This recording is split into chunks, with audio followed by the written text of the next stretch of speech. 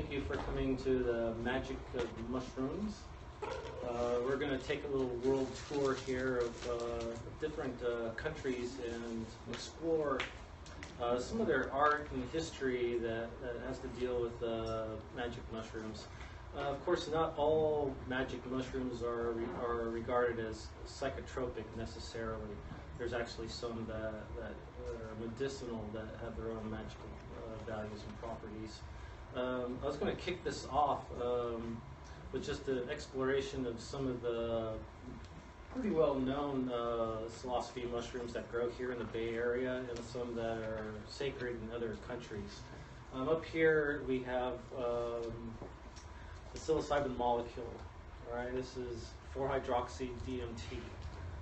DMT is an interesting molecule in that it naturally occurs in the human organism. I like to think of it as a psychic neurotransmitter. The psilocybin mushroom produces 4-hydroxy-DMT, and the 4-hydroxy group, which is attached to the phosphorus up there down where the indole ring is what allows DMT to stay in the body longer than it would normally. Your enzymes have a harder time breaking this down. So it's able to, a mushroom trip, at least with psilocybin, generally lasts anywhere from 4 to 6 hours, depending on the individual. There's other compounds. I'm not going to talk about baeocystine and psilocin and all this. This is just the main molecule here. This is what it kind of looks like. And right here, we're going to go south of the border to Mexico, where we have Psilocybin mexicana. This mushroom has been used by the Aztecs and Mayas, Zapotecs, and Mixtecs, and is still presently used in the Mazatec country by shamans over there. It very much resembles our Psilocybin O.T.O, which grows up in northern California. I'll show some pictures of that. That grows in grassy areas. This also grows in grassy areas outside of woods. The interesting thing about psilocybes, at least in the United States, is that the majority of them grow in areas that are disturbed by human beings. All right, it's as if the planet's trying to say something like, hey, look what you're doing. You're chopping up trees, turning them into wood chips, chopping down forest, in order to clear it and to create, shake and bake housing and all this, and these mushrooms pop up there hoping someone will eat them.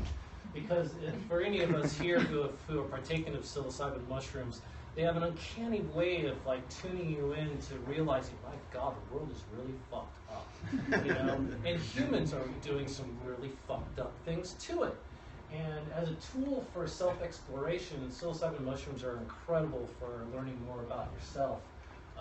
It's almost like eating a psychiatrist. If you have any problems, psychologically, mentally, things that are bothering you, this thing will bring it up and shove it in your face, whether you want to deal with it or not. All right, this is a variety called Blue Ringers. Its botanical name is Psilocybin baeocystis. And you can find this growing here in the Bay Area. It grows in wood chips. A lot of our Psilocybin species grow in wood chips. This one is moderately potent. Here it is again, growing out in the field. It's a little bit discolored because it's been drying out a little bit. It has a nice shaped umbo cap that's very familiar with these types of mushrooms. And this is Psilocybin O.T.O, which is similar to the mexicana. It has, this is a really interesting mushroom. Usually you only find it in cow fields, and not growing in cow dung, but out near grasses, dead grass, out up in northern California, way up north.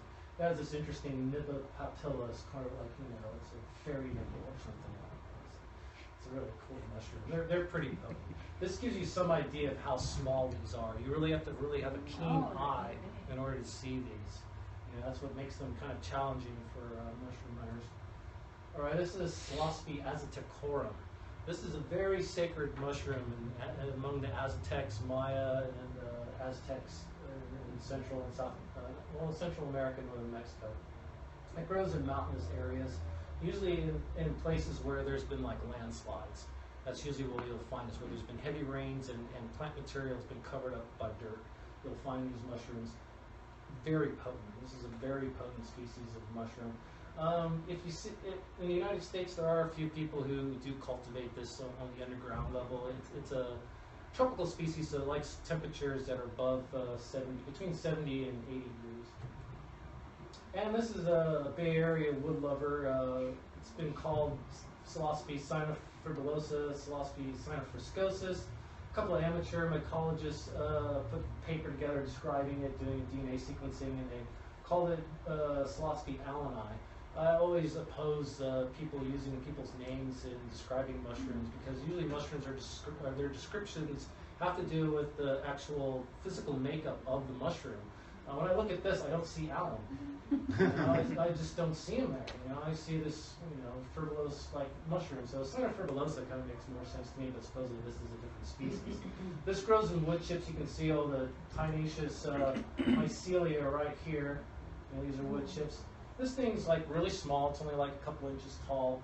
Grows in wood chips, usually in garden places. I've found it at the Botanical Garden, UC Berkeley. I've found it at the Oakland Museum. I've found it in the park in Oakland. I've found it in San Francisco, Golden Gate Park, all the way down to Atherton, Mountain View. This mushroom has really gotten around. It's been here for the last 10, 15 years. And it's pretty strong. This is a pretty potent mushroom. This one, each psilocybe has its own characteristic, its own like voice or feeling or experience. This one I kind of call the ecstasy mushroom, because anytime I eat this one, it's not like I'm eating a psychiatrist telling me, you got some fucked up problems, you need to deal with this. We're really doing this thing's more like, it's dance, let's be happy and blissful and joyous, and I like that aspect about this mushroom. You really have to take higher doses of this one to really get into some dark places. And there are some mushrooms that will take you to dark places. All right, a lot of you are familiar with this. This is an actual mushroom that has a lot of history around the world. Amanita muscaria. You see it in postcards, children's books, video games, that kind of thing. It's a mycorrhizal fungi, meaning that it doesn't grow off of wood chips, which the term saprophytic applies to the other psilocybin mushrooms. They're saprophytic, they eat dead wood things, and break it down into good soil. This mushroom is associated with tree roots, particularly the pine. Here you can see, some pine needles up here. This is a long needle pine. There's also Amanita muscarias that grow with short needle conifers like Douglas fir. I've also found this on occasion with live oak, which was really bizarre this year. And usually when I find one, you only find one. And in different traditions, depending on how Amanita is eaten, say in Siberia, the shamans there will only pick an Amanita that's growing by itself. If it's growing in troops, they won't pick it. Why? And it's just part of their tradition. The Psilocybin mushrooms, say, like among the Aztecs and Maya, they always take them in pairs. Same thing with the Mazatec shamans of present day. They only take them in pairs. In this mushroom, active constituents are ibotenic acid and mucimol. The ibotenic acid is what makes you sick. It'll make you throw up. The decarbolite that you wait for this mushroom, usually when it's harvested, you wait for the cap to become flat. Usually you don't pick them when they're like this, because the ibotenic acid content is really high and you're not likely to get most of it out of there when you dry it. And a lot of people, they will dry it and dry it out in the sun, and then they'll lightly toast it. And then this gets rid of the ibotenic acid and you just have the mucimol in there. But interesting thing about at least the Amanita species that grow here in the United States, they're not psychotropic like the ones that grow in Asia and Europe. All right? They'll make you kind of giddy, it might make you laugh or something, but you're not going to see the bright light come down from above your crown chakra and lift you up into the spirit realm. That's just not going to happen. If you want that to happen, Amanita pantherina is your best friend. All right? This mushroom is not going to do that for you.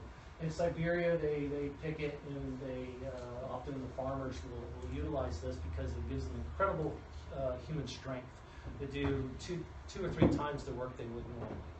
It's pretty amazing. We'll get into other aspects about this mushroom. It's very, very special. This is pantherina. All right, looks very much like muscaria, except that it's not red. It's more of a brown color. It has the same kind of like speckles and stuff like that. Same morphology. But this mushroom in the United States is its equivalent to the European and Asian varieties. This will take you on a ride you'll never forget, you know. And do not take it lightly. This is a real this critter right here means business. All right, you partake of this sacrament here, you're going to experience something that could be very life changing. All right, this is Psilocybin azurescens. This is prolific in Oregon and Washington, right between the Columbia River. I've gone down there and collected just tons of these things. They grow everywhere. They're just really amazing. They're sometimes called flying saucer cats because they kind of look like flying saucers. And they're extremely potent. All right, extremely potent. You have to treat this one with care. I mean, I know a lot of people will take like a quarter or an eighth of Lossky Cubensis and munch that down. They get a hold of these and try to do that. They're not getting off the couch for the next 6 hours. They are laid out. You just bye-bye. It's very high in beta-cysteine, which is an interesting alkaloid which has this property of making people yawn a lot. It's kind of strange. All right. Anyone know what this is? Truffles? No. I've taken that before. This is sclerotia of Psilocybin mexicana. Now, sclerotia is a really strange, interesting thing in that it's a hard, dense amount of mycelia that the mushroom creates when it's in an environment that it can't produce fruiting bodies. It's sort of a survival skill. These sclerotia will stay good for weeks if they're not dried, sometimes months. You can grow them in grain jars, usually like putting them in grain jars with a HEPA filter on it. And then you just put it in a dark place and they'll start creating sclerotia. In Europe, they're called philosopher's stones, oddly enough. All right, and they have the same psilocybin as the mushroom does. It's just much more concentrated. The Psilocybin mexicana and Psilocybin, can't remember. There's another species escapes my mind at the moment that also produces sclerotia, and it's a nice way to carry psilocybin because say you get pulled over by an officer or you're somewhere at a park and you're tripping with your friends and they see this on the park bench. What's this? Turds or something? They're gonna have no clue what this is whatsoever. I mean, it looks like protein chunks or something. It's really interesting. But if you were to take one of these and like plant it, say in some wood chips or sand and water it, mushrooms would hatch out of it. Because it's mycelium. Because it's mycelium, yeah. This is a picture I took several years ago. This is the same Psilocybin species that grows in the Bay Area that they call allanite. I still don't see allan there, but you can see how tenacious the mycelium is here. I mean, how it ropes onto the wood chips. It's incredible how strong this is. I mean, you could pick up a single mushroom and there would be like a mile-long thing of like mycelium. It's just holding on to all this weight. Mycologists have taken a square inch of a forest floor, a square inch of soil, and have measured out a mile long of mycelium in that. A mile long and an inch of soil. Is this picture taken like above ground or beneath? No, this is just I pulled the mushrooms up out of the wood chip bed and I placed them on top. So you can still see this is like the top surface of it. There's probably more mushrooms over here and over here. Just to get a cross section so you can see the bluing underneath. This is very key for Psilocybin mushrooms is the bluing reaction. I mean, it's real important to, if you're hunting Psilocybin mushrooms, there's two key things. One, you have this caramel colored yellow, sometimes orange cap, white stem. It's got to be a white stem. And then as you're blue, staining, when you pinch it or bruise it in any manner, damage it, it should turn blue. If it doesn't turn blue, you're not dealing with the Psilocybin, and you probably shouldn't eat that because there's also species that grow in wood chips such as Ganoderma Lucidum, which are deadly poisonous. They contain amatoxins that will melt your liver away. You'll have failure and die of a horrible death. So, take these two key things, white stem, orange cap, yellow, caramel colored, bruises blue, grows in wood chips. Most likely, if you can nail that down, and if you can make a spore print, and the spore print's purple-brown, I'll explain that later, it's definitively a Psilocybin.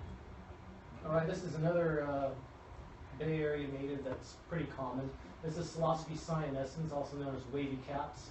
It's prolific around here. You'll find it everywhere growing in wood chips. It likes eucalyptus. I've seen it grow out of pine cones. I've seen it grow out of cypress cone. It's everywhere. This thing loves wood chips. And, it's got a lot of character to it. This is the one mushroom that I've tried that in like 2 grams or more. It has a dark side to it. I mean, dark. It can be dark spooky, but spooky good in a way you might like. It's pretty cool. I mean, if you want to see like goblins come out of the corner of your room and stuff like that, like staring at you, like ducking out between out of your eyesight, this is the one. Those cyanescents have never done me wrong. Yeah, they can be extremely potent too. This can be really potent. All right, this is not a psilocybin. This is actually Paniola cyanescens, which grows on dung, but does contain psilocybin. This mushroom is all over the planet, anywhere where we have cattle, and it turns quite a beautiful blue. And here's the panther caps again, just to give you an idea of the morphology. This is the ring annulus. The stem in mycology is called the stipe. The base here is called the vulva, and then these little bits on the cap are the veil remnants from this little bit that's around the neck. And this, as you can tell, is a prolific fruiting of Psilocybin O.T.O, which is a mouthful if you consider all the syllables. It's ridiculous. Dustin Guzman named this thing. This is a species that came from Asia, particularly Japan, that has rooted itself in the Bay Area. This is actually a Psilocybin species you could find probably growing right now. It loves warm weather. It likes temperatures between 65 and 75 degrees. It's a wood chip lover. Here it's growing in a median near a road. I generally don't like to harvest mushrooms that grow near roads because they can absorb heavy metals.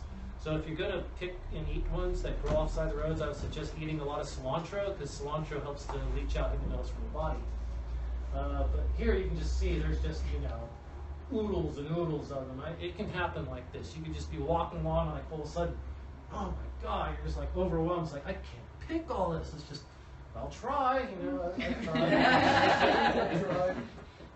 Yeah, that one's moderately potent. This is a species I discovered like 10 years ago. This is Psilocybin subarubinascens, which was originally found on the island of Hokkaido, Japan. So I figured somebody from Hokkaido, Japan came to the United States, went to Golden Gate Park, and was walking around the botanical garden, had spores on his body, maybe on his shoes. He stepped on some of these and transferred the mycelium, the spores to the ground, and they took off, and then there it is. This one really worked me. It's got a little veil annulus here. It's really cute. It has this nice, saucer-like cap. It's sort of a brownish. It was more of a brownish, greenish color. It wasn't like your usual orangish brown psilocybin. It was completely different. I almost walked by it. When I tried this one, it was like a psychiatrist, but it also just squeezed me like a sponge emotionally. I laughed, I cried. It just worked me really nice. I felt it was very cathartic mushroom, this particular one. And it loves wood chips. I put some straw and stuff around there to keep it happy. And this is a Psilocybin cyanescens again. Here you can see the gill structures underneath. They attach to the stem here. It gives a purple-brown spore print. Voracious wood chip eater. Right, this is another species that's uncommon, but you will find it here in the Bay Area. This is Psilocybin Baeocystis. Yeah, Psilocybin Baeocystis. Yeah, Baeocystis. Yeah. And this one turns really blue when you bruise it too, but it's only moderately potent. You'll find it in grassy areas where there's wood chips or leafy debris underneath. It's a really strange mushroom. It's got these really wavy kind of things underneath there. And it's when I see this one, I just think of fairies jumping around for joy. And this is also Psilocybin O.T.O. You can see how it's really brownish green. It has this nipple umbo that's very similar to Cubensis, but it's a wood chip lover. This is an Asian variety. It likes warm. All right, and this, of course, is Psilocybin Cubensis. This is your typical shroom mushroom. In the underground market, if you come across psilocybin mushrooms, this pretty much usually is what it is. It grows off of dung, rice substrates, grass. It's mostly associated with cow. And it's actually the reason why the expression "holy cow" exists. And we're going to get into that very shortly, because if it wasn't for the holy cow, this mushroom wouldn't exist. And there's an interesting fellow you probably heard, Terrence McKenna, who's actually convinced that this mushroom came from outer space. And I thought to myself, yeah, outer space, there's so much cow shit floating out there. Of course, that makes perfect sense. But everyone has their interesting opinions. It could be true, I don't know. I mean, there's always new species of psilocybes showing up on Earth. It's like, where do they come from? Could they come from Earth? Well, can they survive, like, freezing conditions? 'Cause Yeah. I think that was his whole thing, was that they're in comets. Yeah, that might, but you still got to, to get through the Earth's atmosphere and burning and all that kind of stuff there. All right, so we're done with this part. And now, we're going to take a little trip. We're going to go to, let's see, there's so many countries to go to. Well, since we hit on the holy cow aspect, I'm going to go right into, no, that wasn't it. Yeah, I'm going to go to, here we go. All right, this is Hanuman. All right, he has a lot to do with mushrooms too. Now, there's a lot of figures. You'll see this in Central and South America, as well as in Hindu mythology. You'll see, a lot of this, holding up a mountain with one arm and standing on 1 foot. Now, mushrooms are 1 foot. All right, there's a Hindu word for footed. I can't remember off the top of my head. It has to do with the god Rudra, who was like one of the ancient Aryan gods, who was later supplanted by Krishna. And we'll get into that, because Krishna has a lot to do with psilocybin mythology in ancient India. And Rudra and Indra, particularly Indra, the storm god, has a lot to do with Amanita muscaria, and we'll get into that too. So this is like, he's dressed in, red, it's very mushroom shaped kind of thing here. And also his scepter here is very mushroom-like too. All right, now here's Krishna. All right, Indra was really mad. There was a battle between the Soma gods of the ancient Aryans who came into India, who brought the Amanita muscaria cult into India. And India already had the psilocybin cult, was already well established. And so here we have, sort of a battle that went on where, the gods were trying to show who's stronger. Indra was jealous because the humans took more affinity to Krishna. So he was going to create huge storms to drown them all out. And so Krishna lifted up the mountain that everyone lived on with his pinky, just like, okay, you can't see it here, but you'll see a lot of versions of this painting. He's always on 1 foot. All right, we're displaying 1 foot because the mushroom is 1-footed. All right, he's blue. Psilocybins turn blue. There's the sacred cow that produces the substrate for that mushroom to grow on. And he has all this, ladies and the Spanish right there. It's really quite marvelous. Here it is again. So he's standing on 1 foot. Blue. He's holding up the mountain. There's the sacred cows. Without the cows, there's no sacrament. And this really hits it home. This is from a temple from 800 AD. Here you have Krishna, Hanuman. What is that they're holding there? Oh, it's kind of like a mushroom, doesn't it? And right here, this is an Amanita muscaria button. You can see the little flakes on the top. There's the veil remnant around there. The Soma god, this was like, sort of a transitional stage between the psilocybin and this particular sacred mushroom, Amanita muscaria. The priests were kind of clever in that they were able to trick a lot of the people into, how powerful their god is. Our God is so powerful in our sacrament that we can transform urine into a wine. And when you drink of this wine, you will partake of the mysteries of the Soma god. Okay. Interesting about Amanita muscaria is that the active constituents in it are not. They're not changed when they pass through the body. All right. When you eat Amanita muscaria, it's the same true in Siberia. There'll be people waiting outside the shaman's shed, waiting for him to go out and pee because they want to catch that. Because you can drink the urine. This goes back. This is incredible lore from antiquity that, at least in our modern era minds, we think, oh my, that's disgusting. Man, you drink urine? That's like, oh my God. It's like, but it doesn't, I've done this, and it doesn't really taste like pee per se. It actually has more of an orange color. It tastes more like the mushroom, and it will get you high as a kite. And when you have to go pee, you pee, and it's the same color almost. And you could give that to the next aspirant, and they could drink that and also have the experience of having their crown chakra just exploded. It's a really incredible thing that these people knew about back then. This was brought by the Aryan invaders way back when. The reindeer know too. Huh? My understanding. The reindeer know too. Yes, the reindeer. Orange. Yeah, the reindeer eat Amanita muscaria as well. And that's what makes Santa's sled fly. And he's basically another symbolism for the Amanita muscaria. He's red and white. He's big and fat like a button. And, there's elves, and it could be like fairies or what have you. The whole thing is like it's the symbolism is hidden in plain sight. That's basically where it comes from. That's another picture of the same thing. All right, this is Pravati, and here's mushroom overhead. It's pretty nice.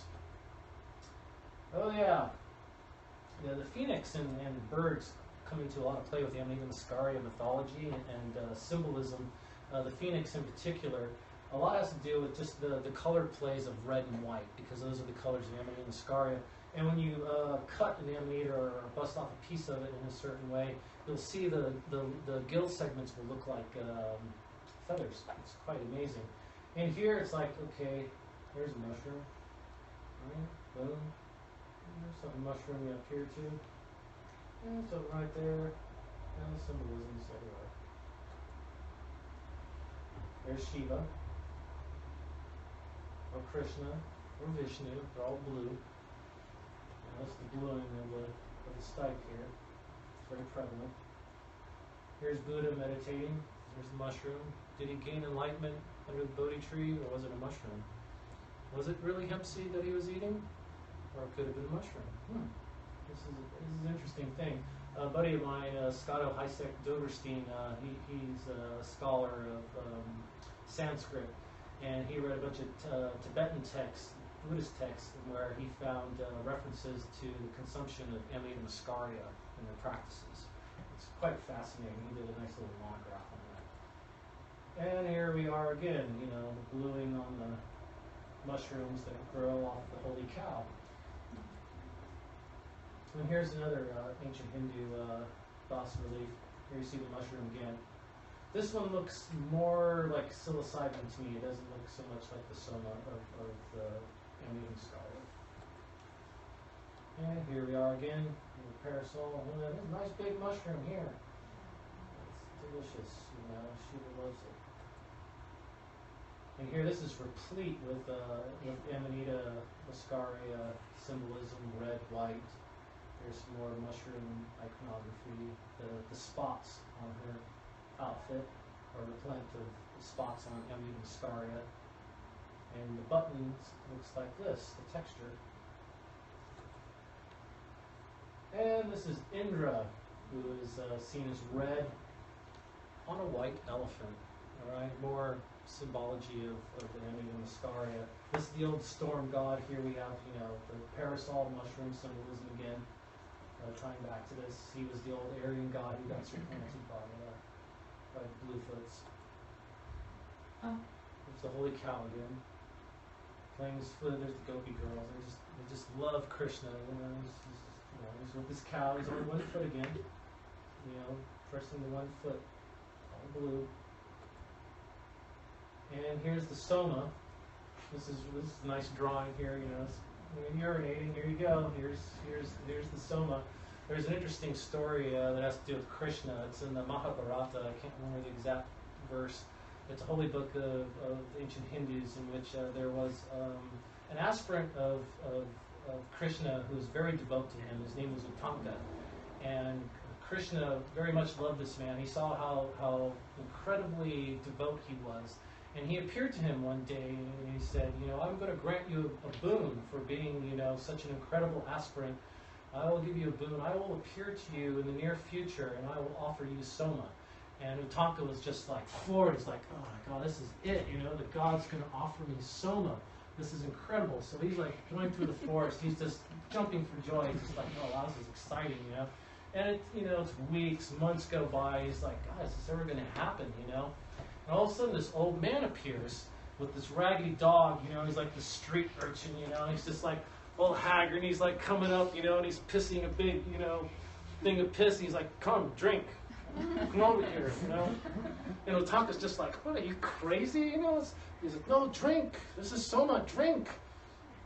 It wasn't until the God transformed himself back that he realized that, this is how soma is served, It's fresh from the tap. There's Buddha again with a nice mushroom up there. And here we are. This is Vishnu with a mushroom in his hand. This one also looks Psilocybin. And this is a mushroom stone in Kerala, India. They probably did rituals around this thing. I could just imagine, a bunch of people just, taking sacrament, and they're all together around this thing, just whooping it up. It must have been incredible times back then. Now it's like most of the Hindu priests there have no idea of the mushroom association. All right. Okay. Now we're going to go all the way across the world to Greece. Greek has a very interesting tradition. I got this from the Gettysburg Images. This was actually from a basilica that was recently discovered in Rome that had just had all this incredible pagan iconography on it that had to do with the ancient mysteries, a lot of them having to pertain to the Greeks. Here we have a sprig of grain here. This is in particular to this figure over here, which I believe would be Demeter. Demeter was the goddess of agriculture. She taught man how to grow grains and fruits. Often her depictions, you'll see her with grain, sometimes opium poppies and serpents. The grain also has a particular affluence to a particular mushroom, which contains D-lysergic acid amides. Here we are. All right, this is a little ergot growing off a piece of grain, and this is the mushroom fruiting from it. Ergot, this is a sclerosis, similar to what the psilocybin mushroom produces. Notice the purplish color of this mushroom. Demeter is known by a secret name called Eurycibe, which is this color. And so it's a direct reference to this aspect of the mysteries. Eurycibe. I think it's, ask me later, I got a voice to this. Here's another version of the ergot close-up, the ergot fungus close-up. Here's a bas relief of Demeter. Here's the grains, opium, serpents. She had a daughter, Persephone, who was taken away by Hades. She wasn't very happy about this. She was really pissed off. And so she started starving mankind. She let the fields go fallow. There was no grain or anything. And the gods thought, oh, what's going to happen? There's no humans to worship us, They had to, go to Zeus, hey, you need to do something about your brother down in Hades, So they were going to send Hermes to go get Persephone and bring her back. But Hades played a dirty trick and made her eat a couple of pomegranate seeds, which made her stay for several months out of the year down in Hades. The other half she could come up and visit with her mom. That composes the greater mysteries of Eleusis. There's lesser and greater mysteries of Eleusis. The greater mysteries have to do with this, what happened to her and her daughter. In the O.T.O, we used to have here the Rites of Eleusis that Crowley wrote, which are completely different in respects to what the Eleusinian mysteries were in ancient Greece. Their common thread was that, at least back in Crowley's day and other times, there were the use of psychotropic drugs during these rites, in which people who participated in the Rites of Eleusis, there were 7 planets. There would be, certain drugs or substances that would be given to people that would partake of it in the audience. So in that respect, is very similar to the Eleusinian mysteries, because during the Eleusinian mysteries, when they would be given during the main mystery, you're given a potion called a kykion. And you would take this before being led into the televistrion, where the Hierophants, priests and priestesses, would reveal the mysteries of Demeter and Persephone, and there would just be this incredible vision, this incredible static vision that like lasted with these people for the rest of their lives.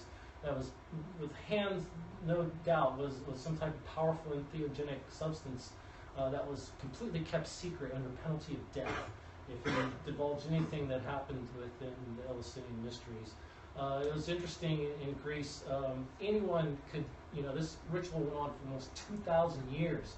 Almost anyone could partake in the Eleusinian mysteries, provided that A, you never committed murder, you never spilt someone's blood. B, you were civilized, meaning that you could speak Greek. Okay? Even a slave could participate in the mysteries. Men, women, you could do it. It was quite a marvelous thing. And to think that, the base of Western culture that came from this is still stupendous to me. Here's ergot grains growing off of here. Now these grains, the ergot, the main active constituent in this, Albert Hoffman used the D-lysergic acid amides from this fungus to produce LSD, which is one of the most powerful hallucinogens known to man. And the ancient Greeks kind of already knew about it. And it's interesting, back in the Middle Ages, when grain was being produced, there was, ergotism, in which bad ergot was mixed in with the grains and put in bread, and people would get what they call St. Anthony's fire, where you would have intense hallucinations, and then the ends of your fingers and your nose and your ears would rot off, and you would die this horrible, painful death. Well, the alkaloids in this fungus are water soluble, so you can extract the D-lysergic acid amides without getting any of the toxins from the mushrooms. The ancient Greeks knew this. So that last picture where the tiny blue mushroom is coming out of the ergot, if you ate that mushroom, it'd probably That would be okay. Most of the poison is in this, the sclerotia. Okay. Not so much in the mushroom. Here they are just fruiting away out of the sclerotia, just like mad. They're just like really having a good time here. All right, this is from a Roman. This is from a small, right? Huh? Those are really, really small then? Yeah, they're really teeny. They're itty bitty. All right, this is a Roman floor here. You can see little mushrooms in here. It used to be edible mushrooms. I just thought I'd throw it in there because it was a nice image when I came across it. I was like, oh yeah, that's probably on their dinner table. They loved Amanita Caesaria, Caesar's Amanita. All right, I love this. This is one of my favorites. This is Demeter offering Persephone mushrooms. Okay, here it is, right there. Boom. These mushrooms to me look really psilocybin. They have that shape, and just the look on her face, she's just like, the seriousness of it is just like, here it is, this is, because every fourth year during the Eleusinian mysteries, they had a very special rite of the rites of Eleusis. All right, it's more special than usual. And for me, there's no proof or anything because no one knew exactly what went on. But I would suspect they might have added psilocybin mushrooms to make it, I think, a little more special. Even though at that point you're still like, that'd be pretty intense, both the D-lysergic acid amides and dimethyltryptamine. That's pretty incredible. All right, this is Demeter sitting on a throne of some sort. I like this image because of the mushroom symbology here. Incredible mushroom symbology. And also in here too. All right, moving right along. We're going to go to, let's talk about a non-psychoactive mushrooms. Let's go to China. All right, this is a Taoist priest. Here he's holding Lingji. That's this mushroom right here. This is, Lingji is Ganoderma Lucidum. It's called the mushroom of immortality. They're not shitting about this. This is an incredible fungus. It has all kinds of incredible healing properties. It contains organic acids that dissolve the bad cholesterol that builds up on your arteries. It has amino acids, vitamins. There's a healing sugar in these called beta-glucans. All your killer T cells have receptor sites for beta-glucans. It energizes your killer T cells to go out and find viruses, bacteria, and cancer cells to beat up on. It just activates your immune system to whoop ass. And the tea from this is amazing because it gives you a really tranquil feeling. It gives you this like really peaceful, like, God, this is so great. It's like, I'm not high or anything, but to have friends that are just like in perpetual pissy mode. They're just like, I always have to find something to like moan and groan about. Here, drink this. All right, and then pretty soon it's like, this is yeah, this is really bitter. Add a little honey to it. And I'm like, oh, this is pretty good. No more pissiness. Here, pass this around. It's a really interesting mushroom. It's naturally shiny. It's not shellacked or anything. That's just the way it looks. How much of this would you use for tea? With that mushroom, I would use maybe about a third of that for like a pot, about like maybe 6 cups of water. When you make reishi tea, you never use metal. You either use ceramic or glass so that the organic acids don't interact with the metal when you make it. You can get these mushrooms down in Chinatown. You can order them offline. There's also a variety of, this is one I found out in the woods today. They're extremely rare. This is a new species that hasn't been described yet. I hope to co-author a paper on this because we've got the DNA sequencing on it. This is a reishi, like, Lingji mushroom that grows here in California. It grows off of oak hardwoods like this one does. And it's an amazing mushroom. I've made tea with this, and it's almost the same thing. So it's real incredible fungus. This one's fresh. I'll pass that around. You can like get a nice sniff of that one. But in China, they're way into mushrooms in China. They have this is one of the Lingji is one of the top 5 medicinal mushrooms in China. It used to be back in the old days that only the emperor, if you found a Lingji, only the emperor could have it. If you brought it forth to the emperor's guards and they brought it to him, you'd get some payment for it. If you were caught doing Lingji and mushroom of immortality, you could be punished in a really bad way. Now this right here is called a ruyi. A ruyi is a type of wand, all right? It's like a magic wand that was associated with Taoists, and the first emperor of China was the one who first introduced the ruyi. Ruyi means, basically, if you were to translate it, it means as you wish. It was used in courts. When you hold that as like, as you wish, this is what I want to have done. It was like an instrument of directing your will in discourse with other people. It was, a Lingji mushroom, like the one I just passed that has like, a very stem-like.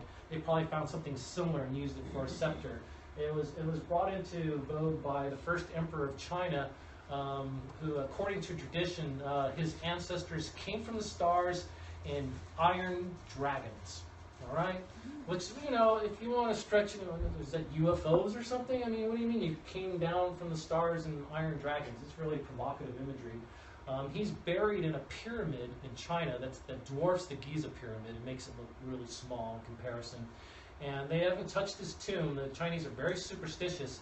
Another reason why they haven't touched his tomb is because it's surrounded by a lake of mercury. He really does not want to be disturbed. And you can just imagine how many people must have died to create this tomb. And this is where all the terracotta soldiers were found. Thousands of lifelike, each individual terracotta soldier from the first emperor of China. It's amazing the amount of work that went into that was incredible. But he started this thing of ruyi. But the tomb's not the pyramid. Not the pyramid, no. The Is pyramid, it like in the vicinity? The pyramid, he's in the pyramid. It's in the vicinity of the terracotta soldiers that guards it. This is a jade ruyi right here. This is a jade one. These are very expensive. Sometimes you can find them. They're like, uber expensive. This is another jade one here. You can really see the mushroom shape coming out right here. And here's another Taoist priest, holding the ruyi. He has another ruyi symbol up here. You can also see the curls with the cap, which is similar. It's like ram's horns. And this is a nice, like, polished wooden one. This one's like incredible. Here's another person with ruyi sitting out here by the ocean. This is a Ganoderma Lucidum right here. You can see where the curl comes out with this one. This can now be cultivated. You don't need it to grow with the tree or anything. Yeah. I sent a question on the emperor's temple pyramid. So would be the link of mercury thing? Is that verified or? It is verified. Yeah. I mean, is it an actual? Is there like boiling mercury? It is a boiling mercury. It says his tomb is in the middle of it. So they have to, if they were to go in there, they would have to have special hermetically sealed suits, wade through that stuff to get to it, which would be completely crazy. Where would you even get that much mercury? I don't know. This guy was uber rich, and who knows where he really came from. It didn't come from the ground? It was put there? No, it was put there. They dumped that stuff there. You know, I figured a lot of people had to have died when they made that. This is Ganoderma Lucidum in cultivation. This is like a grain bag. It grows off of hardwoods. It's real. I've grown these before. I've cloned Ganoderma species and grown them from mycelium to fruiting body. They're really beautiful mushrooms. They're incredible. They have an interesting feeling about them. And here's another person, a woman contemplating with their ruby in the garden. There's another guy here, ruby. So not, you know, the Taoists, they used to, let me go to this. The Taoists, as a talisman, they would hang Ganoderma Lucidum over their doorways to wear away evil spirits, especially ones that might cause malice or ill health. They're worn as talismans. I have ones that are Ganoderma organents that I picked in Oregon that I wear as a necklace around my neck. You know, I wear these at Fungus fairs and talks and stuff that I do here. But usually I like to just make them out of tea. And they grow on oaks here. There's a red variety. There's two kinds. There's Ganoderma oplanatum, which is a dark brown. It has some cancer-fighting properties, but it's the red ones that are really the ones you want to look for. They grow on bay laurel. They also grow on conifers, like Douglas fir or other type of pine trees. And also on live oak is this rare variety here that's kind of hard to find. Now, before I go on, I want to take a little break, and I want to talk about architecture. This architecture is real important here because I want to be able to tie in all this stuff because we're all interconnected by this architecture that's represented in this mycelium. All right, this is an enlargement of the neurons in a human brain. Neurons make all types of interconnections. You know, that's how we keep our memories and how we learn to do things. And it's incredible architecture here, all this interconnections going here and there. This is electron microscope of mycelium. As you can see, the architecture is very, very similar. It has a very similar pattern. You know, it seems rather random, but everything's like interconnected. You know, it's this weave of life. You know, if you would look at the mycelium that's underground from a tree where Amanita muscaria grows, it would look a lot like this. It's incredible. It attaches to the trees. A lot of people don't realize this, but it's sort of like the forest internet. They can tell when animals and people are walking through the forest. They can send signals through their mycelium to other trees to let you know that someone's coming there. All right? The mycelium draws moisture and nutrients to the tree roots. The tree gives the fungus sugars in return. All right, this is the World Wide Web. Looks similar? This is the web as complete, you know, functioning, all the different countries, all the different interconnections of this country to that country, connecting over here, you know, It's the same pattern. All right. This is actual mycelium growing on a petri dish. Looks very much the same. It has that same kind of, you know, interconnecting, reaching mycelial, you know, web that connects everything. This is the plasma of the universe of the stars. Okay, the plasma is intercoursed there as well. You know, every man and woman is a star. All right, this is it right here. This is the galaxy. This is the same pattern. This is just like the mycelium. This is just like the neurons in our brain. We are stardust. We are from this. This is what we are.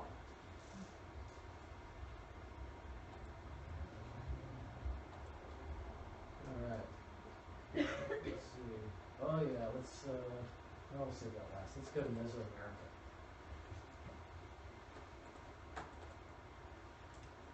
All right, this is from Pumapunku. These are mushroom stones.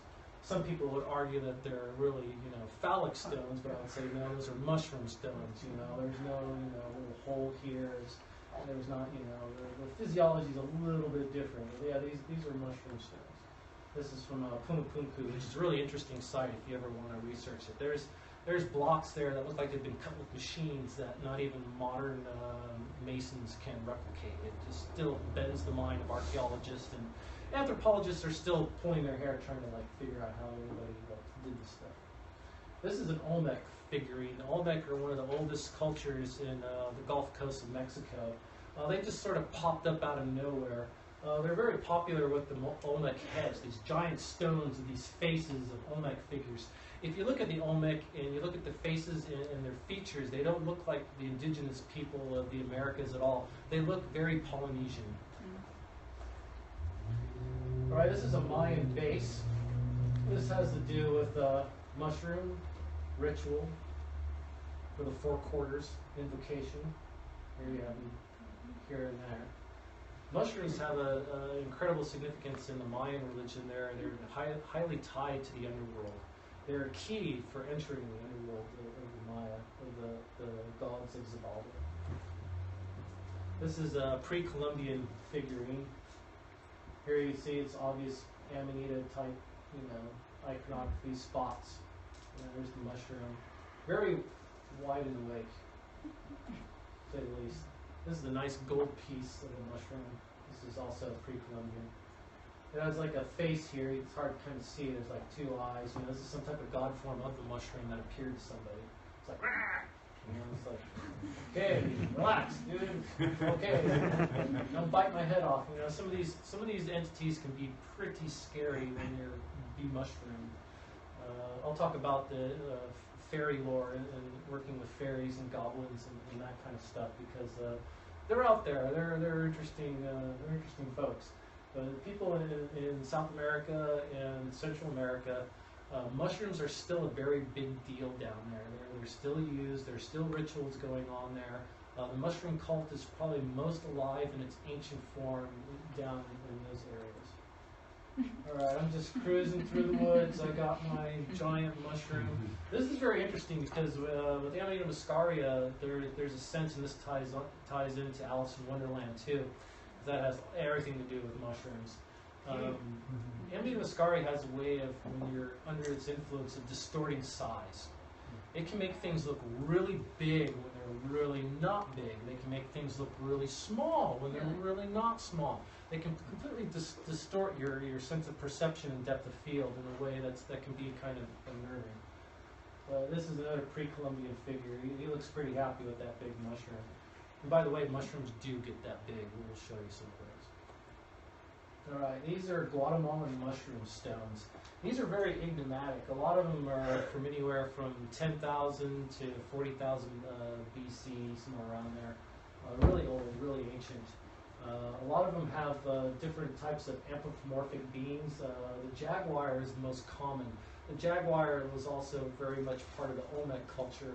And so I think that the jaguar and shamanism in Central and South America is a big key for mushrooms, and also just the transformation that some people go through when they take mushrooms. Some people take mushrooms to transform into their totem animal. And so the mushroom is not only a key into, like, say, the fairy realm or learning more about yourself, but also learning more about your totem animal and actually getting into the mindset of those creatures. And especially when you're out in the woods and you bump into one and experience it, it's pretty incredible. That happened to me once when I bumped into a mountain lion out in the woods. I'll just tell the story really quick. I was on mushrooms. I was out by the Yuba River. And I decided to get some more firewood, so I go away from the fire. I go pick up some wood and stuff. And I'm walking along. It's very hilly, mountainous area. It's dark. I'm out there with a flashlight. All of a sudden, I hear like above me, this mountain lion just like, I was like, holy moly, my heart chakra just went, I was just like, oh, flashing my flashlight up there, and immediately I'm all, good kitty, you're a good kitty, good fucking kitty, you are a good kitty. And I was telling him he was a good kitty, and I was standing my ground. I didn't run, because if you run, you are bacon. If you act like bacon, you are bacon. Don't panic, you're just tripping. Remember that, it's very important. I made it back with my wood and everything. The kitty cat came back after the fire died down. We were in our tents, and I could hear it outside my tent.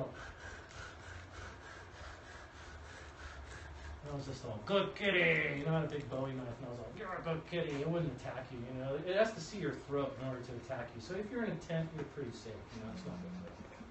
But some anthropologists think that these mushroom stones were used simply just to grind up dried mushrooms for ceremonies, which makes sense. And it's a great tool for that. They also represent, a totem of your god mushroom entity. And I'll show you one of those that I channeled a couple of years ago. It's very interesting. You'll find this kind of intriguing, Right, this is another pre-Columbian figurine with a mushroom. You see the white and red stripes. This is probably indicative of Amanita muscaria. Among the Maya, Amanita muscaria is associated with thunder and thunderbolts of lightning, which I thought is very interesting.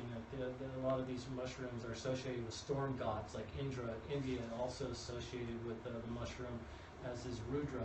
So I suspect that also Thor in the Norse mythology is associated with thunder and storms. There could be some Amanita mythology in there. I suspect that there is. This is another pre-Columbian figurine offering mushrooms.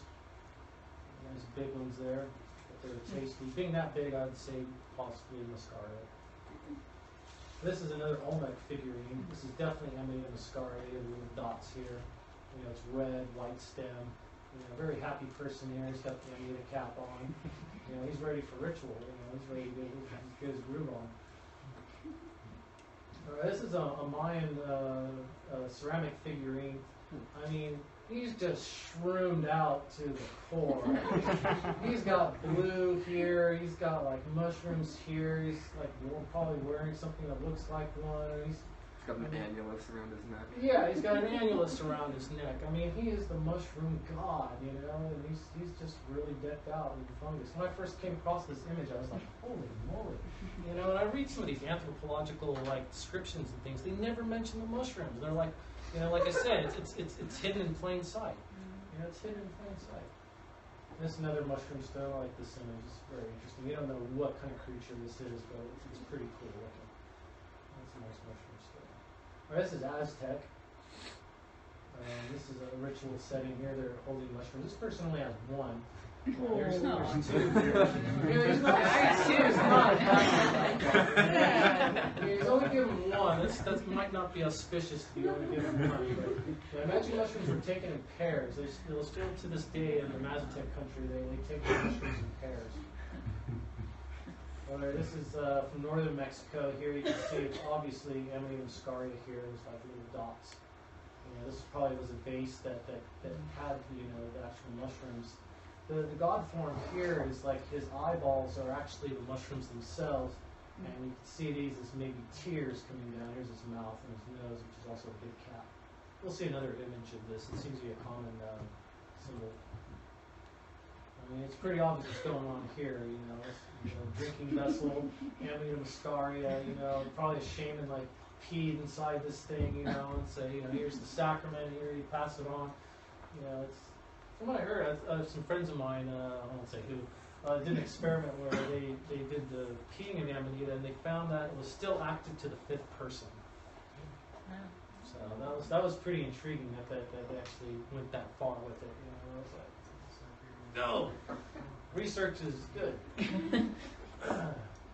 Here's another pre-Columbian entity here. He's got like, you know, mushroom on the top. The other one broke off, so it's almost like antennas, you know. And those eyes, look at those eyes. I mean, this person is like, they're on, man. They're on it. You know, they're on. They're seeing God right now. You know, they came back to tell you. All right, this is from Guatemala Highlands. You know, another, you know, old, you know, mushroom worshiper. They got their hand on it. And they're like, you know, I'm testifying. You know, this is it. You know, this is the Holy Sacrament. This isn't a placebo. This is the real deal right here. All right? Look at this. Don't talk to me now. Yeah, this is happening. This is great stuff here. We're all in this together, you know. This is a great, lovely thing. You know, we're here at the Four Quarters invoking the mushroom god. It's absolutely beautiful. I mean, look at this psilocybin mushroom here. You got the nipple umbo that I showed you from the other pictures. You know, it's like right there, boom. All right, here's another mushroom stone. This person looks like they're praying. They're, you know, really getting into their enlightenment. You know, here's more mushroom stones. They keep finding these things. You know, they're like, for mushroom enthusiasts, they're like super collector's item on the black market. There's a lot of people like to get their hands on these things. Paul Stamets, a famous mycologist, was able to get quite a few of these, you know, gifted to him. You know, they're quite amazing. I got to see one up close, and you know, you touch that thing, it's just like, wow, it's electrical. There's a lot of energy. It's you know, the antiquity of this just goes way, way back. It's like so freaking old. And we're gonna show you how old really too. All right, this is a Codis from the Aztecs, and a few that the Spanish didn't destroy, thank goodness. Some of the images we saw earlier came from this. Here they are, pairs of mushroom. They're involved in an incredible, there's a sacrifice here. I haven't studied enough of the glyphs to tell you exactly what's going on here, but there's definitely a mushroom ritual going on. And they've made their sacrifices, they're talking to their gods, and what a better way to communicate directly to whatever god form that you're communicating with than through magic mushrooms, which can act as a really potent key to get there, provided you use them properly. Alright, this is a Mayan glyph here for Amanita muscaria. You got the little dots here, it's the ring, annulus, stipe. One of the gods is Zabalba offering this mushroom. Here again we see it in the glyphs. This is the Mayan for number 8. This is the bars represent 5, the dots individual units. Here's a close-up of that image. So here you go, buddy. Enjoy. Alright, these are pre-Columbian gold figurines. These gold figurines are like amazing. It's like here we are. We got our mushrooms in hand. They're popping out of our heads. This has been a common theme in South America. Is the mushrooms popping up like antennae. Like insects using antennae to like feel things around and stuff. Maybe the mushroom, in another sense, what this might be relating is that it increases your senses. When you're on the state of mushrooms, they sort of increase your sense of hearing. Your textile touches your hand, colors are accentuated, taste, hearing, everything. All your senses are just like magnified. I sometimes take little small homeopathic doses when I go mushroom hunting, just so that the forest floor opens up and I can just see everything that's going on. If you take too much, then you're just, in the duff laughing your ass off and not doing anything, which is fun too. But here I'll show another figure of this. This guy's got a nose ring of a mushroom, which is pretty cool. This one's got like a really twisted turn. Yeah, nice. This is another pre-Columbian figure. It's ceramic. It's got the gilded gold face. Big mushroom there. Alright, here's the Lords of Zabalba. This is Mayan. This is really cool. Here you can see the mushrooms on their cloaks. This is, I think, a mushroom iconography too, right here. But these are red and white, so I'm thinking muscaria. They associate muscaria with going to the underworld. And when you do a muscaria trip without preparing the mushroom properly, it is kind of like going through hell. My first time I did it, I just fried it up in a pan for an omelet. It was delicious going down, not so good coming back up. You throw up, you sweat profusely, which I found very purifying. It was an interesting experience to sweat that much, because not only are you sweating out the mushroom toxins, but you're also sweating out toxins that build up in your body. And then I took a nap, and when I got up, I felt like when I was walking that I was 10 feet tall and the room was tilted at an angle. It was interesting. Alright, this is another figure with the mushroom eyes and the tears coming down. It's quite an interesting image. When I look at this, there's just incredible emotion of what, someone who's been mushroomed, what's going on, what they're seeing in the world is not the world that they were in previously. Here's another pre-Columbian figurine. Obviously, Amanita muscaria. I've got the little dots on top of the cap. And he's sitting down there enjoying his mushroom trip. There's another figurine with mushrooms in the center right there. Real fierce looking. I mean, this guy's almost gobbling. Look at his fingers and stuff. His feet. This is a vicious goblin-like entity of the mushroom world. You can bump into those. They're sometimes interesting. Alright, this is Xochipilli. This is the Aztec god of drugs. It's really cool. Here you have the mushrooms right here. This is Nicotina flower, Hemia cecifolia, another psychotropic plant, mushroom again here. This is Rivera corymbosa. This is interesting because Rivera corymbosa contains D-lysergic acid amides, which are the same active constituent in the Eleusinian mystery potion that's found in ergot. So the Aztecs and also the Mayas used these as well. This also contains the D-lysergic acid LSD precursor, which I've used Eluki is what it's called among the Maya. Eluki seeds, when you do them, it'll upset your stomach a little bit, but it like brightens up colors and makes everything really like crazy and not quite like LSD, but it brightens up things. So this is a god of tripping, stylized mushroom here. I mean, he's just all psychotropic out. I mean, I'm surprised I didn't find, peyote buttons too, because I know the Aztecs used that entheogen as well. And this is what the statue looks like. What's that position its legs are in? It's Oh, almost it's just like a crossed. it's not quite a lotus position, but it's like he's like his eyes are hollowed out. He's taking the sacrament and he's just waiting for liftoff. That's what I kind of feel like. He's just waiting to transcend the physical world and go into another place. It's a gateway to a different world for sure. All right, okay, we're gonna go to alchemy. Alright, this is an Amanita muscaria button. This is another button of an Amanita right here. And just see how I'm holding that? This is it right here.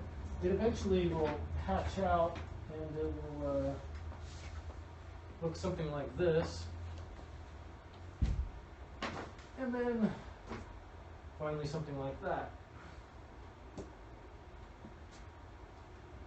This is fun stuff.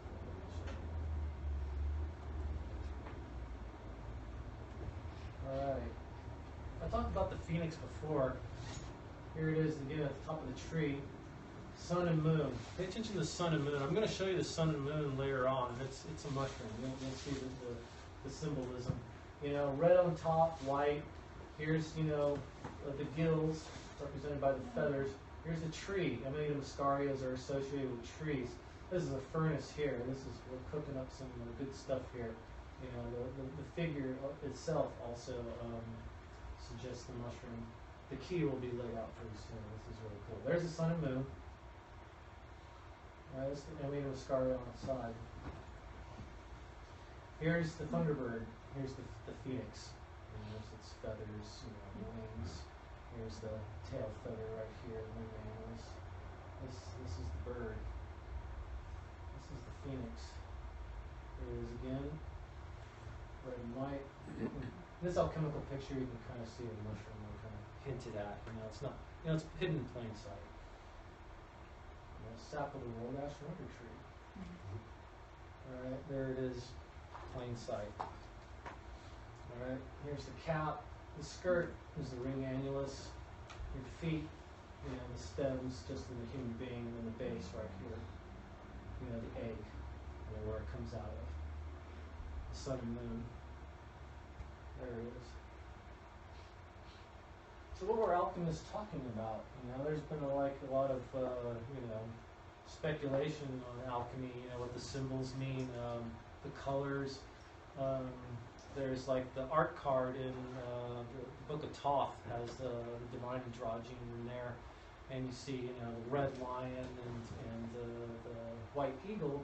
In certain aspects, and people who work in the realms of sex, magic, and tantra will say those are symbolic of, say, menstrual blood and semen. I won't go further into that because that's a different topic altogether. But the mushroom also has this color and symbolism. So it's what are we dealing with here exactly? There's, I can give my own opinions of these things, but who's to say what the truth is? But this right here is just a little odd that it just happens to be that. And this will be very significant in another image. This is the Amanita muscaria with the stem removed. This is also that sacred eye looking at you. Looks like a sun. Yeah, it also looks like the sun. Yep, it's also a disc. Alright, this is another alchemical drawing, and that certainly looks like another mushroom to me. Here's the phoenix again, sun and moon. A red being in this tree, flames, fire often associated with, Agni is associated with Amanita muscaria's cult in India. So I see some of the same symbolism that's going on here. This is, the elixir being created here. And Amanita muscaria can look like a cup.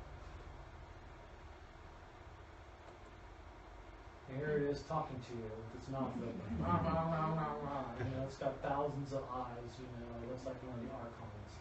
You know, here it is, just like, you know, doing its thing. This is the red and white creature. This is the rebus. This is a really interesting figure. My friend Clark Heydrich does an excellent rant on this figurine. I highly suggest this book called Magick Mushrooms and Religion and Alchemy. He's an amazing guy. He's one of my mentors. Not really a tour mentor, but you know, he showed me something about this that I'd never seen before. Because you know, a lot of my Mason friends love this image because of the geometry here in the pyramid. Also, you have, you know, the compass and the right angle, and the androgyny here, the classical planets and all that. But it never dawned on me until he pointed out, here's the mushroom cap, here's the veil annulus, the stem, and the egg from which it hatches, and then the fiery dragon of the experience of that mushroom, you know, the fire of it. And also the wings that can take you to new heights. Just like, you know, this figure back here. Inside that egg too. Yeah.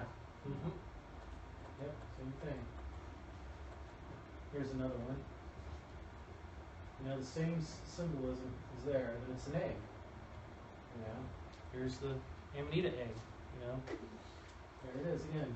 There's the symbol. It's hinting at something, you know. It's a hidden. It's hiding the sacrament, you know, or communicating it in subtle ways that only initiates would be privy to. And here's the divine hermaphrodite from the. I think this is from the 15th or 16th century. All right. Here's the egg in his hand. He's like, you know, okay, here we go. All right. The wings, the red and the white. All right. Here's that Amanita disc I showed you a little while ago. Symbol representation of it. All right, amanitas, when you pull them out of the ground, they're red on the top, the white of the stem, and then the earth around the egg of the base from which you pull it out of the ground. The belt. Here we are, little mushrooms hanging down there. And like in its Indian Hindu counterparts, the one leg brought forward, the one foot. You know, this is very significant. This is, you know, another hint as to the nature of the sacrament is the 1 foot, you know, because mushrooms are 1 foot.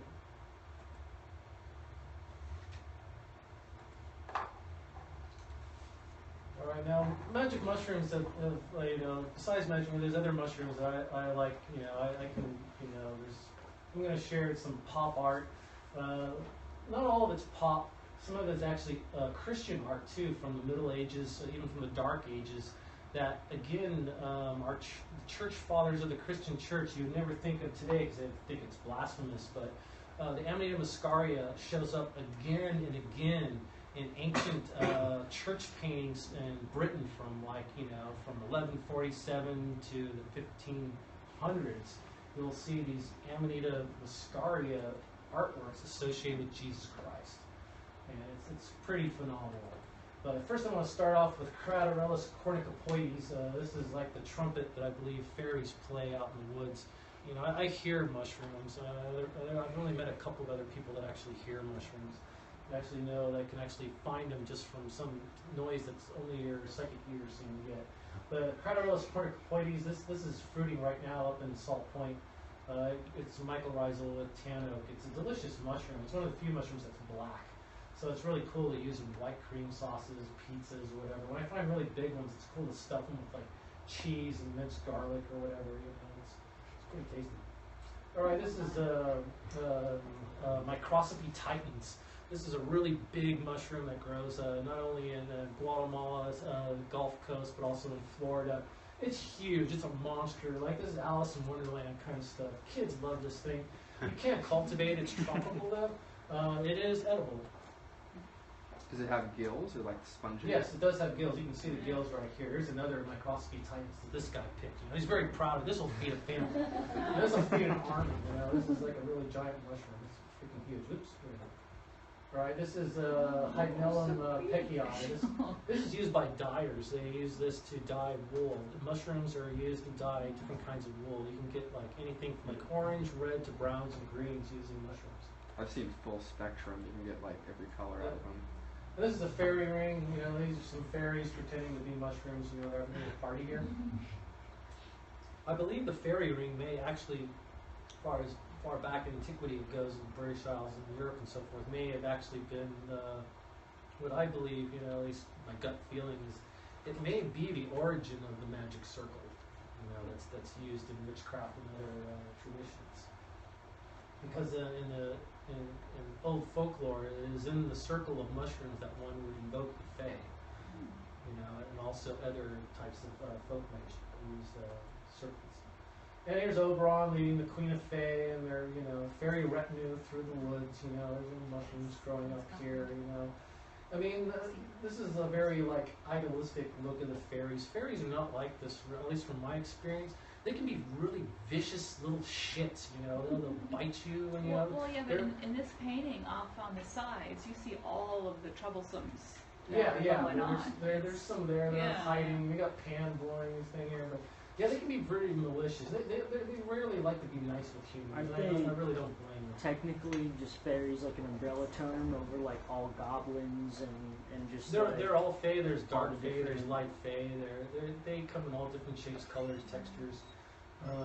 What happens in the Mushroom Kingdom stays in the Mushroom Kingdom. Okay, if I ever take you mushroom hunting, that's what I'll tell you right from the get-go. Nintendo system. All right, this is a mushroom you should come really familiar with if you're hunting mushrooms out in California. This is Amanita phalloides, the death cap. It's deadly poisonous. You eat this, you can say bye-bye unless you get to a hospital that can give you an injection of silymarin.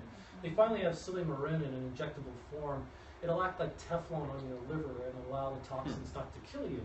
Because it's a long wait to get a liver transplant, and the toxins can kill you within 72 hours easily. Your liver will shut down, you start turning yellow, you start bleeding out all of your orifices. It's a horrible, ugly death. And this mushroom was not indigenous to the United States. It was brought here on ornamental trees from Europe. Who are you? Dude, I don't even fucking know anymore. Right? I mean, this is Alice in Wonderland. I mean, we know what this is all about right here. I mean, this, you know, smoking the hookah, you know, this is party time with mushrooms and stuff. I always love this picture. This is something new that someone else did. I was like, yeah, that's pretty okay. There's a little mushroom humor mixed in here as well. All right, 1 foot. You can see two here. You know, this is the denizen of the woods. You know, they kind of look like this too. Some of them. You know, at first you're like, is that really a mushroom right there? I don't know. And when you're on mushrooms, sometimes you have experiences where you sort of transcend the physical and you sort of blend in with the universal mesh of everything. Sort of like that, you know, architecture I showed earlier. This is kind of like in a spiritual way how you're interacting with that matrix, with that architecture, is through your own body's energy, because where everything is interconnected. Everything is one. Whose All right. was that? Who did that? Where did you get that clip? You know, that was one of those things that just You sort of just- gave you have to itself take to it, me. yeah. It just came to me, all right? Now, this is a drawing I did when I was channeling a mushroom entity a few years ago. And they often show up as dwarves, you know, just like, you know, fairies are small people. These are little people, too. And so this is sort of their way of communicating with us in their own special manner. This thing is very multi-dimensional. What's really tripped me out about this is when I had it on the table and then I came back and I looked at it and I saw it upside down. This thing upside down is almost as freaky as it is just like this. But this is like a sigil like drawing, you know, that you know has a lot of interesting meanings in it. And when we see it again upside down, I think you might get it. Something's going to click. Jesus Christ was a mushroom. Okay, you know, Jesus Christ was an Amanita freaking mushroom. Okay, this is this divine sacrament here. You know, the angels are here to declare it. You know, that here he is. You know, he died for your sins and all that good stuff. All right, little fairy tarts. You know, this is a beautiful fairy. You know, it's like fairies and stuff. You know, It's cool. Keep calm, you were tripping. Always keep calm. Remember, if you take these sacraments, keep calm. It's not going to last forever. Even if you're having a bad trip or something isn't quite going well, or there's a goblin gnawing on your toe or something like that, just relax. It's all good. It's only going to be for 4 or 5 hours. Right, this is from like around 15th century Europe. This is from a church. Also, cherubs and mushrooms. I mean, these are the dots on Amanita muscaria. I mean, come on, what else could it be? I mean, these are little mushrooms here. It's like, oh, Jesus is a mushroom. And it can happen like this. It can happen. You can be just drawn up into it. It's like the mothership. This is the mushroom experience. You've gone into the light. Jesus is Christ is the sacrament. My friend Clark made this. It's incredible. I can throw this in. He does some great. He does some great artwork. I mean, the symbolism is really heavy here. How far does the rabbit hole go? You should really check it out. Alice is contemplating following Mr. Bunny. All right, Jesus, being mushrooms here to help you. Other artists have kind of caught on to this because it becomes redundant when you look at all the images out there in history. And the fairies are here with the mushrooms. There's an intimate relationship with fairies and mushrooms. So they're one of the same keys in this world of fae with mushrooms. Something to joke, Santa. I'll show you. Just wait till you break a piece off each side of this mushroom. See what happens to me when I taste this one. That's the only way to reach Wonderland. I'll try one bite. Santa. And he's a mushroom element himself, even though they put the dots here on the white. He's red and white. He's fat like a bulbous button. Alright. I wanted to show this one too because it also grows in California. This is Amanita ocreata. This is also the West Coast version of the Destroying Angel. This is deadly poisonous. This is also deadly poisonous, just like the death cap. You don't want to mess with this. But like the death cap, which is very greenish and white, and the flesh is kind of greenish, this is just stark white. I mean, the cap is white, the stem is white, the base is white. Everything about that is like white. Whereas, Amanita villosa's got this nice orange, pinkish color. There's a bell remnant on top. I mean, and it has more of a hollow stipe, where this one is more solid. And this tastes like buttery popcorn, so you can't eat that. But from what I understand, the deadly poisonous Amanitas also taste good. So there was this one guy, he was like, super retarded. He knew that silymarin, which is the active alkaloid in milkseed thistle extract, detects your liver from Amanita toxins. And so you could probably still see this video on YouTube. I think it was really retarded what he did. But he took a lot of silymarin. He took silymarin extract and the seeds, and he took a fresh Amanita phalloides and ate it. Videotaped himself eating it. And then he videotaped himself, 48 hours later. Nothing's happened, I ate a poisonous mushroom, I'm still here. I would just hate to think of someone like trying to emulate that, not knowing that he took, an herb that protected his liver from certain death. But he said it tasted absolutely delicious, so, say. Worth it. Yeah. Right. Interesting in Alice in Wonderland iconography, when you see, the drink me, it's always blue. All right, that's the color of psilocybin mushroom. When you make psilocybin mushroom tea, what have you, it's always blue. Drink me. I looked through tons of images on the internet, and they're all blue, blue, blue. I saw a couple of red ones, and I was like, yeah, it might be Amanita what they're hinting at, but I think it's blue. It's blue. All right, this is really old. We're going back like 12th century painting here. This is Eve offering, Adam, the forbidden fruit. I mean, this is a mushroom cap here. Here's the serpent. We got some mushrooms popping up down below here. I don't know what happened to his willy right here. It looks kind of blown out. I don't know. But he's partaking of the fruit here. We'll see some other interesting ones of this, Here it is again. This is, 13th century fresco depicting Adam and Eve at the Tree of Knowledge. The tree appears modeled after the Amanita muscaria mushroom. It's this is from R. Gordon Wasson's book Soma. I highly recommend Soma too if you want to learn more about the Amanita muscaria cults around the planet. He did incredible amount of work. He was a mycoanthropologist, I guess would be that's the right word. I'm not really sure.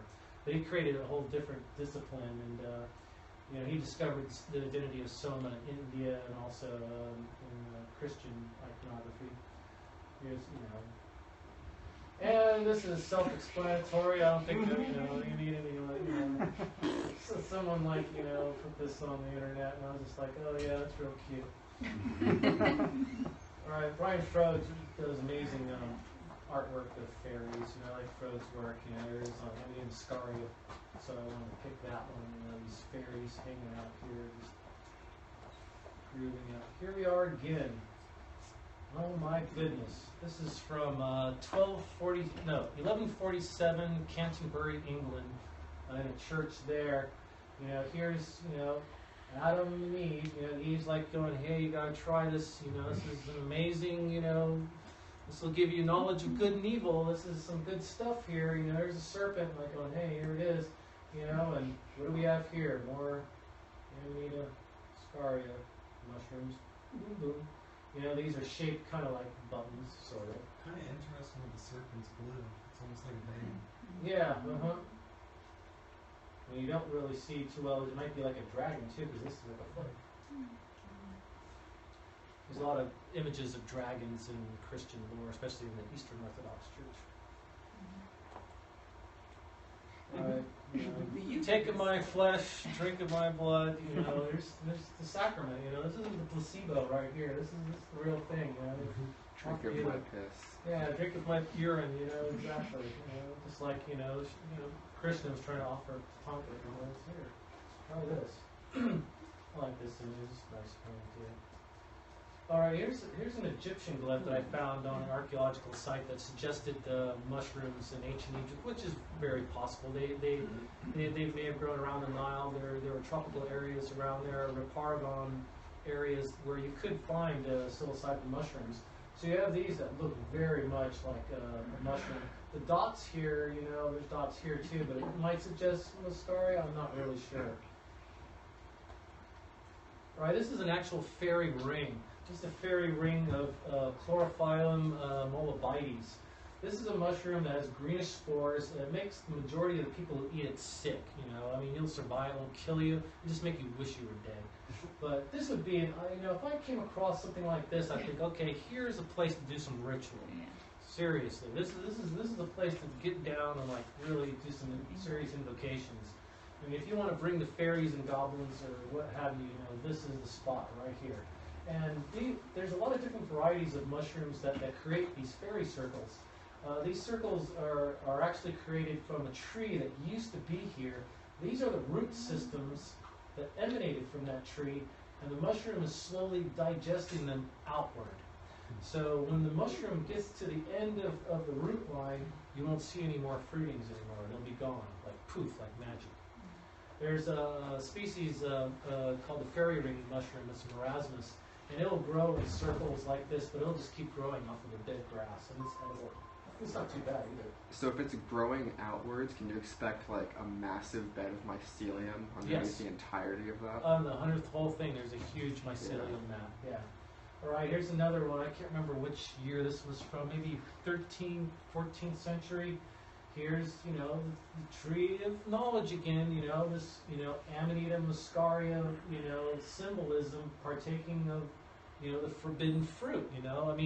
Was there a reason why Moses forbid people to go on the holy mountain where conifers grew and the Amanita muscaria grew? He saw God in a burning bush.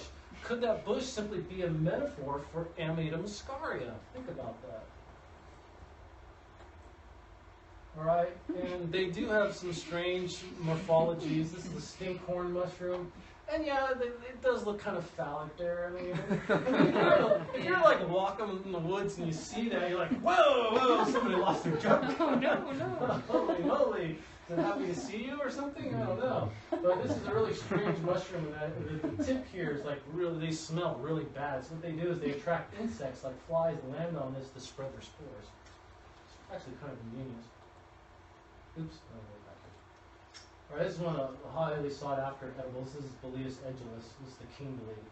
I hunt these along the coast. You can get anywhere from like, $15 to $35 a pound for these during the season. It's good money, especially if you find like 40, 50 pounds of them. You make a bank. They're quite delicious. They're quite good. They're meaty. They're really big. That mushroom's probably about like yay big. Yeah, they weigh a couple pounds. Yeah, and fairies like to hang around those too. This is a Hericium species. I'm not sure if it's Hericium coralloides, but Hericiums are really interesting mushrooms in that scientists have recently discovered novel compounds in Hericium species called aranacines, which actually stimulate the production of new neurons in your brain. This is actual smart food, folks. This is a real benefit, especially for people who have taken too much ecstasy, or they're also using this to treat people with Alzheimer's disease and dementia, and they're actually getting very good results treating them with it. All right, this is the drawing I showed you before, upside down. See the kitty? Possibly the jaguar, as often associated with mushrooms. Here's a little guy right here. See his eyes, antennae, his antennae thing again, it's the mouth. Here's another face right here. Here's another eyes, mouth here. Well, there's all kinds of faces and stuff going on. That was a really strange drawing when I showed this thing to life. It was really bizarre. One of these days I want to get this tattooed. And you drew it this way or the other way? I drew it the other way. When it was like, with the mushroom where you could see it, nothing like that. All right, these are coming up this spring. It's going to be morel season pretty soon. This is Marcella conica. And these are little pizizas. These are like cup fungi, which are the precursor to these.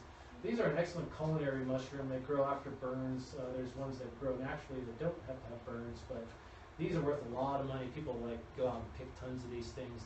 I've seen them go for as much as $50, $60 a pound. All the burns we had, unfortunately, up in Lake County, Harbin Hot Spring burned down, a bunch of other places, but morels are going to be growing up that way where there was conifers, so it's like, it's good money out there, especially if you know how to identify them and pick them, and they're delicious too. They're really meaty. This is Ramaria boitris. Ramaria boitris. It's a really tasty coral fungus. It's got this magenta tip, so it looks like coral, but it's a mushroom that grows out. There's other species of this that are yellow and orange, and they have a laxative effect. They'll really clean you out. And this is one of my favorite edibles right here. This is Boletus appendiculatus. This is the butter bolete. This thing is dense like a potato. It's incredible. It's delicious. When I take people out mushroom hunting when these are in season, I say, look, don't get between me and butter bolete. Just be bad. Just don't do it. If I have a beeline on that, don't give. This is one of my favorite. I'll never sell these things. They're so delicious. They make the best cream of butter bolete mushroom soup ever. All right, this is Cantharellus californicus. This is your golden chanterelle. They're starting to pop up here in the East Bay. I've seen them out in Tilden here and there. This is another good mushroom to pick to sell to restaurants. You can get anywhere from $10 to $14 a pound, depending on the season, if it's good or bad. And they can fruit prolifically. They get really large too. This one's kind of medium size. And this is that mushroom again, a different one that I found of the Ganoderma species that's similar to Lindsay. And this is Hericium coralloides. This is another Hericium that's like brain food that I mentioned before. This was growing under bark, so it had a different kind of morphology than we usually see when it's out in the open. It's really strange. I mean, you look at that and it's like, is that really a mushroom? Yes, it is. And it's tasty too. It's very sweet and delicious. It almost has kind of a texture like seafood. All right, how many black trumpets do you see in this picture? More than I can count. More than 6. There's exactly 29. When you're going in the forest floor hunting these things, they can be really hard to see, Currently, when I was at Berkeley Bowl last, they were selling for, I believe, $15.95 a pound. And they're quite delicious. They're an interesting mushroom. Really hard to see, but they're challenging. That's what I like. And this is the Amanita velosa I picked just a couple of weeks ago from the same spot I picked all of these. Delicious. I took these to work. I work at a high-end catering service in Emeryville, and I cooked these up for everybody. They loved them. They were just delicious. I was like, why do you get those? They're out in the woods. This is a good kitty. Look at this kitty. Oh, this kitty. Look at that mushroom. You just won us all over. Yes, yeah, look at that. He's not happy. He's like, get me the fuck out of here. What are you doing to me? I'm not a mushroom. Come on. Now, mushrooms come in all colors of the rainbow. I mean, this is this moon. You know, it's just a little. You know, you got your amanitas, russulas. This is your lobster mushroom that smells of seafood, just like shrimp or lobster. You know, you have your Lactarius deliciosus, which I think is just okaeus.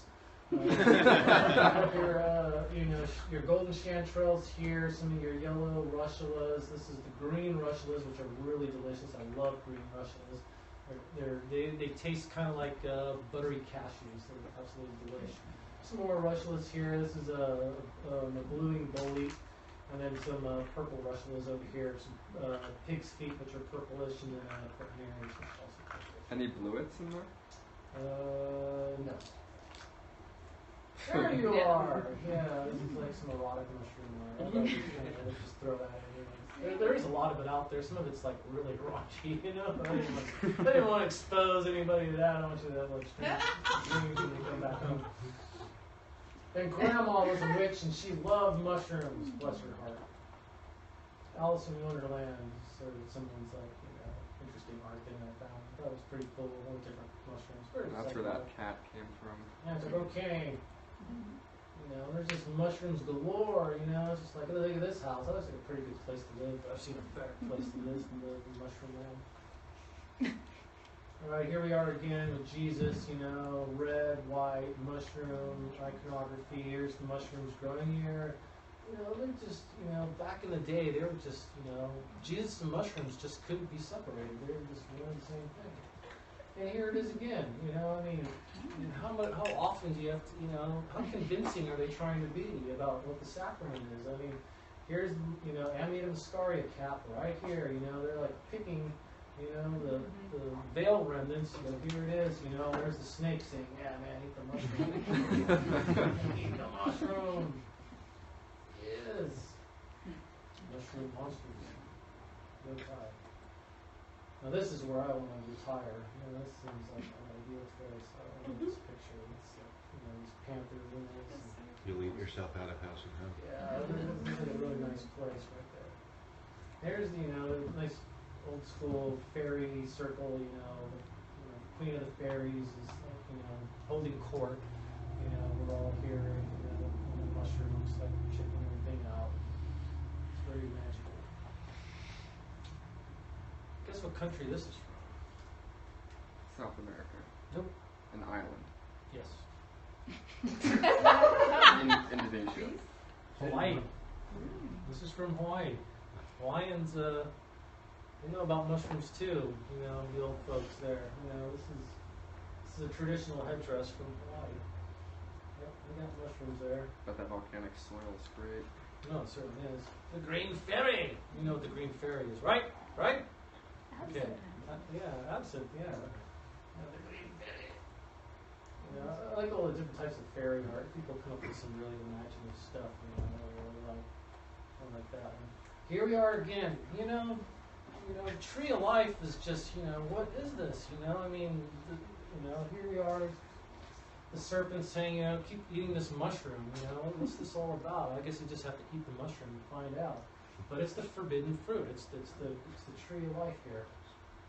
They just keep pushing it. Whoa, hey! This guy's just a little too excited. And here's some mushrooms from Madagascar. I really love this magenta mycena in the center here. This is like really cool stuff. I love these compositions. Taylor Lockwood travels all over the world. This is a guy who's more obsessed with mushrooms probably than I am. But he travels all over the world during rainy season and stuff and tries to photograph every different kind of mushroom he can. and he does like these huge like Photoshop collages, like all these different type of mushrooms, you know, just kind of like, you know, finding the most amazing, colorful things in different countries and then bringing them to the rest of the world to look at. And this is a mushroom shaman painting. You can see the mushrooms up here. There's a little UFO, possibly. You know, there's death, who's always around, hanging out. You know, he's smoking the sacred tobacco. The great spirit is here, you know. It really hits home with the experience. And Australia and New Zealand is just off the chain. I mean, look at the kind of mushrooms they have there. I mean, goodness, you know. I would have to be tripping just to be around those things. I mean, this is incredible. I mean, look at this Cortinarius here. This is like really super bright. And then these blue mushrooms. You don't see too many bluish purple. Green. Look at that lime green. That's like, this thing is just incredible. And those colors are just, wow. You know, it's amazing. The little shapes and colors and textures are just incredible. You know, you're out in the woods and, you know, you've got your mushroom going on. And you're on a fire. It's just like this, you know. It's so peaceful. It's nice. You know, everything's good in the universe. It's really pleasant. You know, the Amanita muscaria, you know, not only do the Christians seem to be obsessed with it, the tree of life and the temptation of Adam and Eve and all that, you know, it's beautiful Christmas imagery. It's like, yeah, you know, I want to give a muscaria button to my neighbor. I'm just going to hang it on their door. Yeah, tie it to a door. You know, here you go. This is a great gift, you know, enjoy. Because if you don't know how to prepare this, boy, you're going to go through hell. You're going to be puking and going through sweats and all this stuff. But I mean, this is just so nice. I mean, look at these kids. They're just wonderful. They're just, you know, they're just loving on top of this giant Amanita muscaria button. I mean, it's just, yeah, this is just like, you know, apple pie and all that. And this is another image from Egypt that someone pointed out, saying, hey, you know, these certainly do look like mushrooms right here. You know, I don't know what they were circling. That doesn't look like a mushroom to me. I don't know what they were thinking of that spot. But this, those definitely look like some type of mushroom. And there's trumpets again. Alright, I think I went through everything. Yeah, I did. Did you do ancient? Oh yeah, thanks for pointing that out. I would not want to forget that. It's kind of like interesting to go from like, you know, modern era type artwork and iconography of you know, mushrooms in the modern age and what has happened at least in the last 1,000 years, and then to go like way back 40,000 plus years. All right. This is an ancient, we're going to do some ancient mushroom art in caves in Africa. There was a time back 40, 50,000 years plus where Africa was a thriving tropical place. There were parabon zones, there was a lot of water, incredible amount of fungal flora. All right, this is from a cave in Chad. We are the mushroom people. Here we are again. The Amanita cult may be tens of thousands of years old because these are definitively Amanitas that they're suggesting here with the dots on top of the caps of the heads of these people. You know, even the bodies are kind of like shaped like the cross section of a mushroom when you cut it. You know, there's like the gill structure, you know, and then the cap, and then the, you know, the stem coming down. I mean, we are the mushroom people. Here we are. You know, boom. You know, this thing is freaking ancient. All right, these are drawings from cave drawings. We'll show some of the originals, but you know, these are line drawings from the originals. These are like suggested to be dancers. These are like gleeful mushroom dancers. You know, they've got their mushrooms in there. Woo! You know, they're like, you know, spores are coming out of their heads. You know, this is just like flowing forth. You know, they're ecstatic. You know, they're just jumping for joy. They have discovered this amazing, you know, sacred plant. You know, they wouldn't call it mushroom back then. Everything was a plant. You know, that just springs up out of nowhere after it rains. You know, so there's a sacred association with rain and what the rain brings. And here, this is a bee shaman. You know, mushrooms everywhere. These are definitely psilocybin-like, you know, mushrooms popping out here. They have the same morphology as mushrooms. Mushroom entities, woo-woo. These could be like muscarias, maybe because of the textures on the head. You can't really say for sure. Here, it's almost, they seem to know that there's mycelium coming out of the base going into the ground. You know, these mushrooms are just like, you know, going off. Now, honey and bees and mushrooms have an incredible association in that you can take or any type, not amanita, but psilocybin mushrooms and soak them in honey, and the honey will pull and draw out the psilocybin constituents into the honey and preserve it. All right, it'll keep good for a while. Sometimes it'll ferment, and that possibly might have led to the creation of mead. It's just a theory of mine. Blue mead, I've made it before, and you can make a psilocybin mead. As soon as you crack open the bottle and pour it, you know, it's a nice golden color, then it starts turning blue-green before your eyes. You know, it starts oxidating.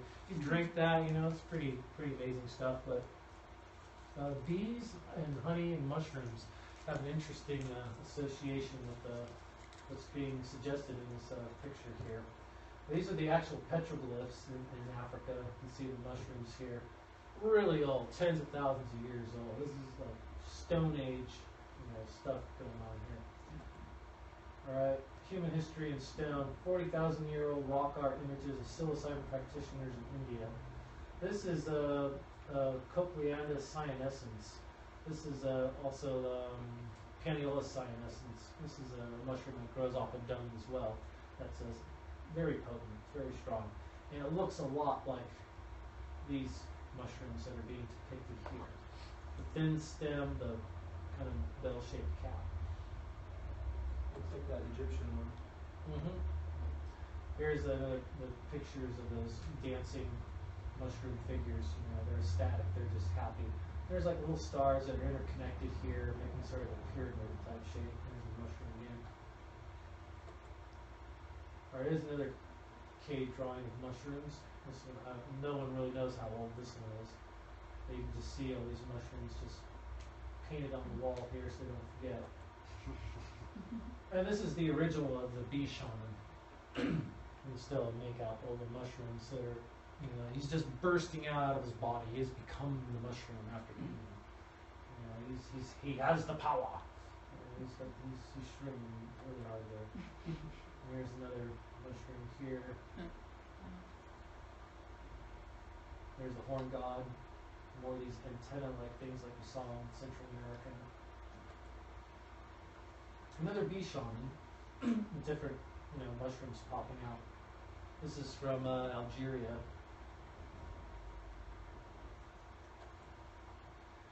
And here's the holy cow.